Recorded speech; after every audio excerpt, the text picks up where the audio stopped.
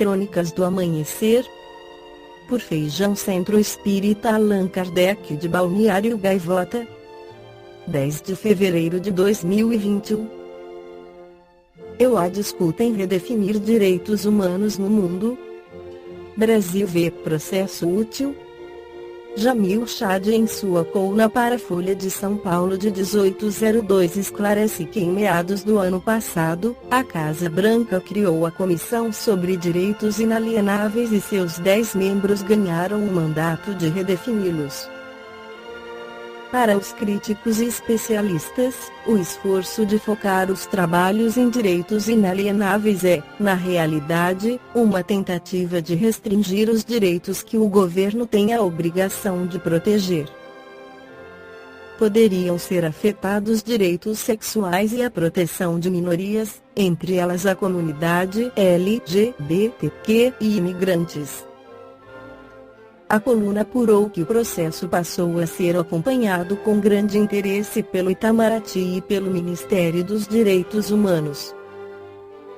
O governo brasileiro chegou a enviar representantes às reuniões do grupo, em Washington.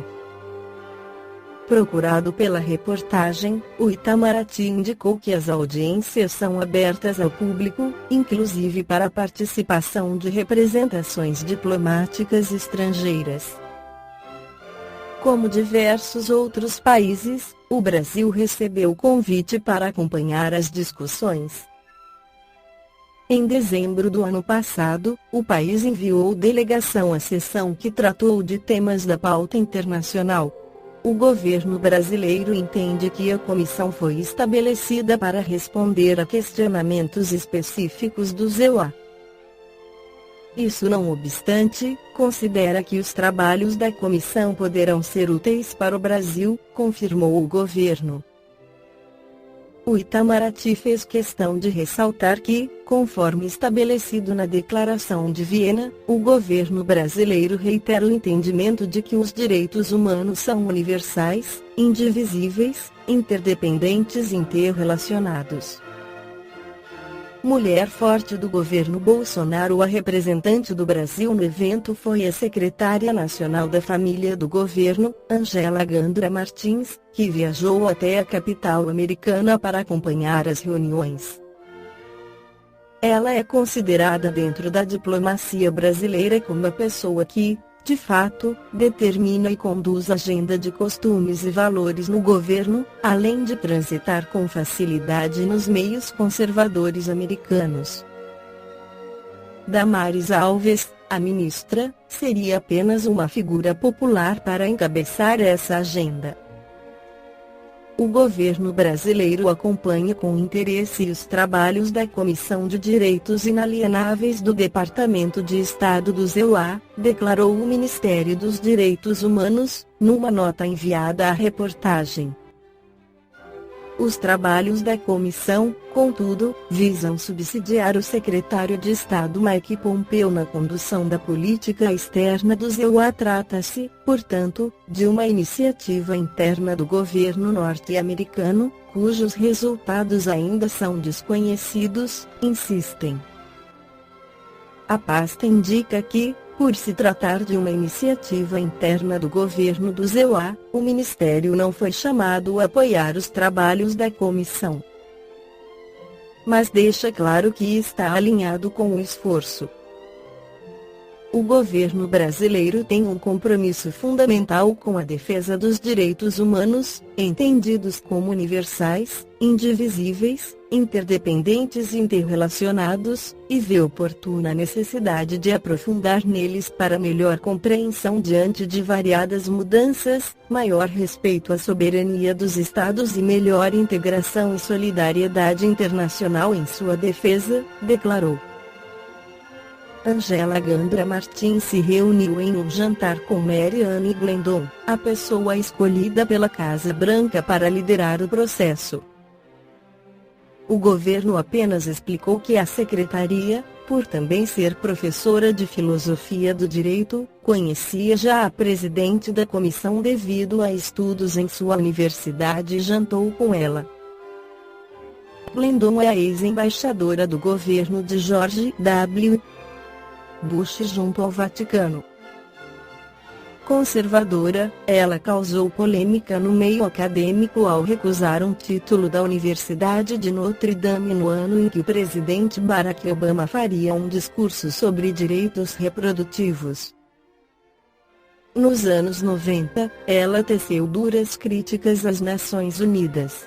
Precisamos levantar a questão se essas organizações defendem as famílias ou se as famílias precisam ser defendidas contra elas, disse. Uma década depois, ela apoiou a tentativa de Bush de aprovar uma emenda à Constituição americana para definir o casamento como um ato entre um homem e uma mulher. Num artigo, ela sugeriu que quem defende o casamento homossexual usa os direitos civis como forma de obter preferências especiais. Segundo ela, ao aceitar o casamento gay, a sociedade estaria criando uma discriminação contra todos aqueles que participam de uma religião que é contrário ao ato. Nos últimos anos, a professora de Harvard também causou indignação de ativistas ao sugerir a flexibilização dos direitos universais para acomodar tradições locais. No século XIX, quando a mulher nem todas as minorias não tinham nenhum direito, o que foi conquistado no século XX, com muito esforço, o que vemos agora é uma tentativa de reverter o que foi conquistado a duras penas pela humanidade. No século XIX, Allan Kardec já trouxe a visão da espiritualidade superior sobre o assunto dos direitos no Livro dos Espíritos, conforme as perguntas abaixo 806. É a lei da natureza, desigualdade das condições sociais, não, é obra do homem e não de Deus. Algum dia essa desigualdade desaparecerá. Eternas somente as leis de Deus o são.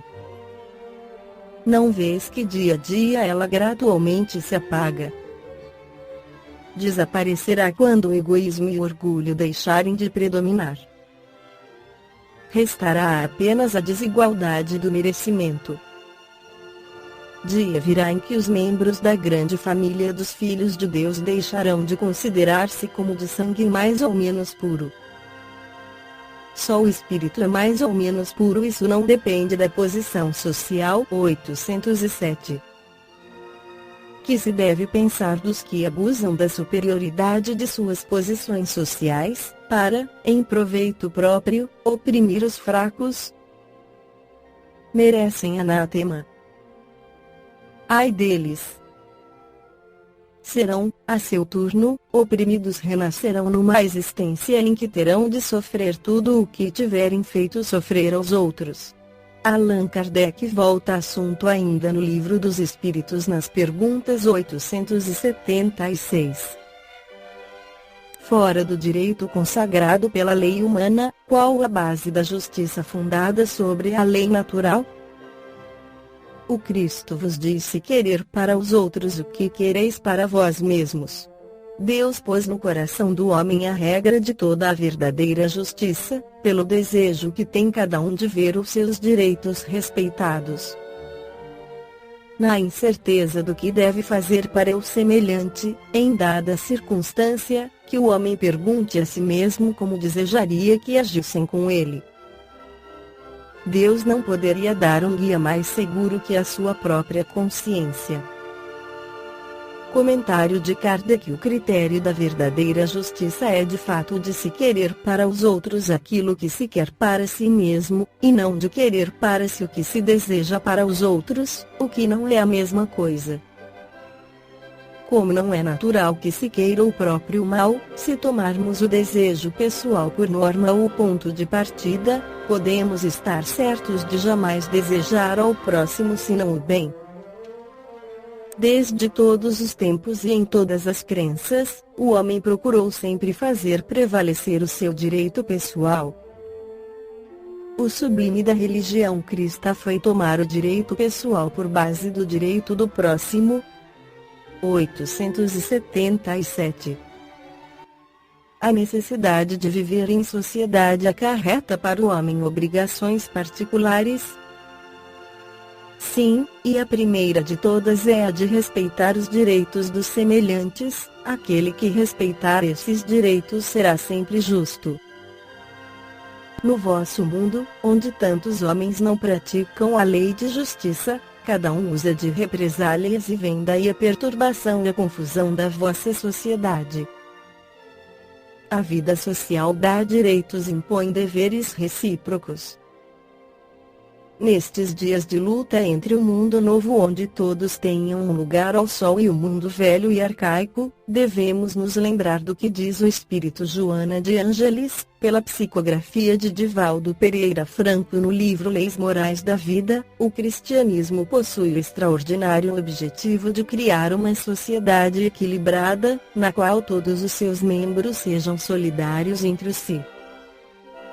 Negar o mundo do conceito evangélico, não significa abandoná-lo, antes criar condições novas, a fim de modificar-lhe as estruturas negativas e egoísticas, engendrando recursos que o transformem em reduto de esperança, de paz, perfeito símile do reino dos céus, a que se reportava Jesus.